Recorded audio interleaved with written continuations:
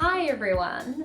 Well, due to 2020 being the year of the unexpected, I have somehow found myself locked up in a hotel room in Sydney for 2 weeks. Now, this is because I've been living in Sydney since last year, and when everything started locking down and borders were closing and flights were stopping back to New Zealand, I made the decision to go home to my family in New Zealand and spend lockdown there. And now that everything is opening up again in New Zealand and Australia, I decided it was time to come back, get back to work, get back to my house here. But unfortunately, not everything is back to normal. Something that is still in place is the quarantine rules. So New Zealand and Australia do not have a Trans-Tasman bubble yet. So the only way I could come back to Australia was if I agreed to spend 2 weeks in a hotel room in quarantine. So here I am. And I decided, hey, why not make a video about it and show you around? So it's a really nice hotel room actually. It's no complaints. I don't have a balcony, but I do have a very big window that doesn't open, but I can see out, and got some nice views of buildings so I can gaze down at the people walking past, with some people watching if I need to. I also have a nice table, so this is where I can do my work, and got my lots of books.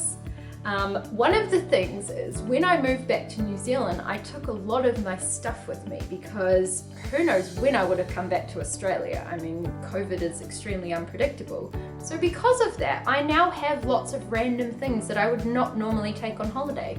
Things like picture frames and posters on the wall and just a lot of photos which I've popped up on the wall. Don't worry, I'm not using blue tack. I'm using good sticky things that will not pull the paint off. So yeah, hopefully won't get in trouble with the hotel.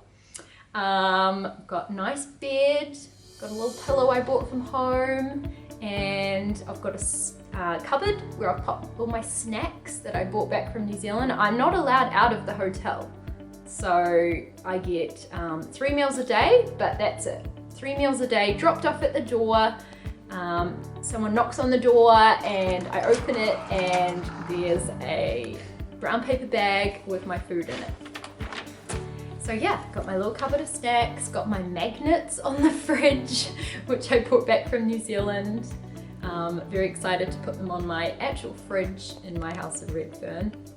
And yeah, then I have a bathroom, a nice big bath, which I have used a couple of times already. So yeah, all in all, making the best of this. So far, I think I am mostly sane.